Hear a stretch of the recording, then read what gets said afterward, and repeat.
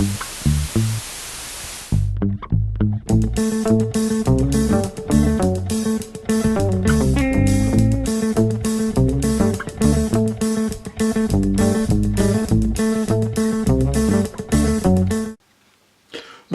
bienvenue à toutes et à tous sur Cocotte TV. Aujourd'hui, une nouvelle vidéo de présentation qui porte de nouveau sur un téléphone portable, ou plutôt un smartphone, à savoir le ZTE Blade 6. Vous allez le voir, un téléphone qui est plutôt intéressant parce que plutôt bien spéqué, plutôt joli, plutôt bien fait et plutôt accessible, environ dans les 220 €. On se donne rendez-vous tout de suite avec le bundle.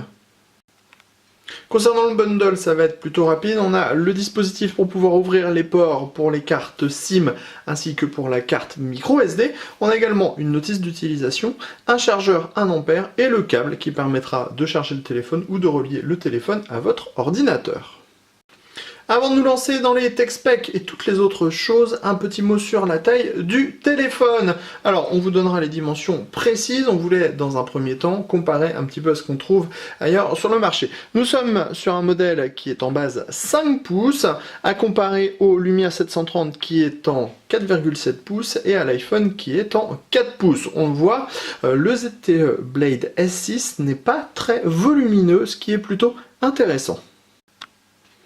On s'intéresse maintenant à ce S6. Sachez tout d'abord qu'il fonctionne sous Android à 5.0, à savoir Lollipop.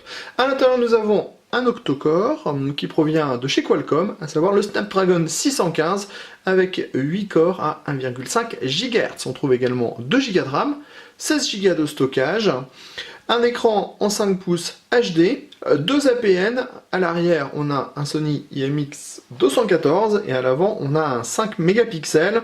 Enfin on a quand même du Dual Nano SIM, ce qui est plutôt bien, et bien sûr on a la prise en charge de la 4G dans tous les pays et dans toutes les normes disponibles chez nous.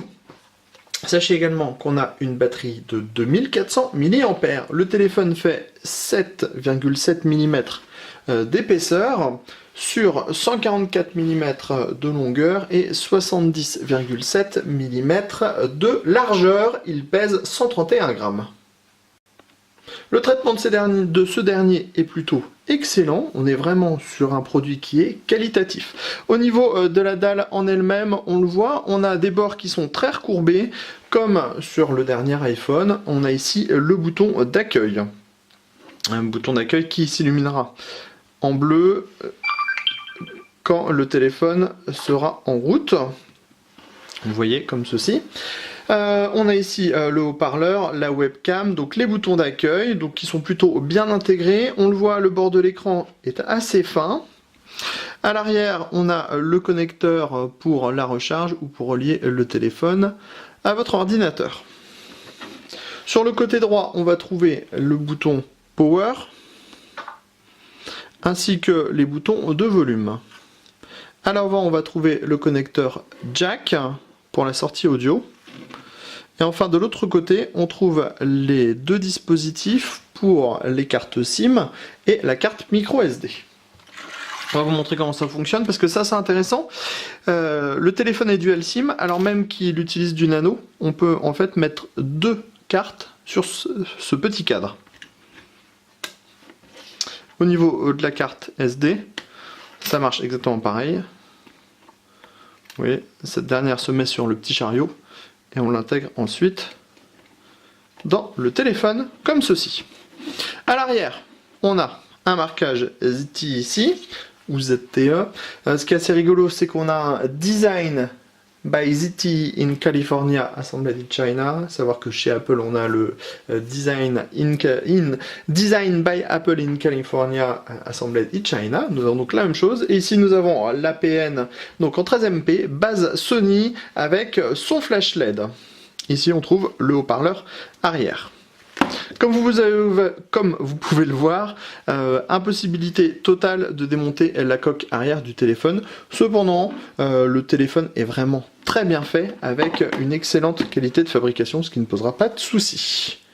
Au niveau du téléphone en lui-même, Donc on est sur une base Lollipop, Android 5.0 et on a une surcouche complète qui provient de chez ZTE, surcouche qui est plutôt en fait très agréable mais qui fera beaucoup penser à iOS.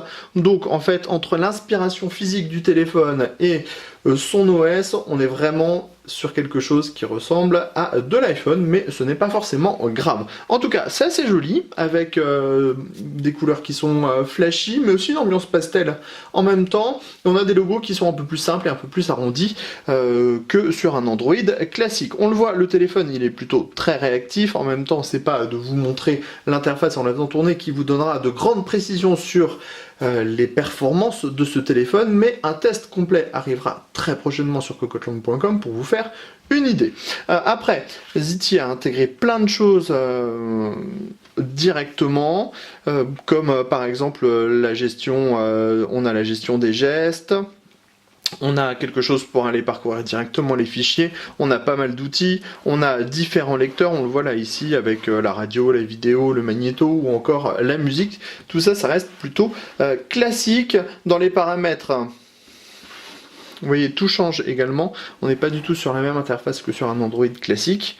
Reste que ça marche très bien, ça fonctionne très bien et que le prix est très abordable. Sur ce, on va vous laisser.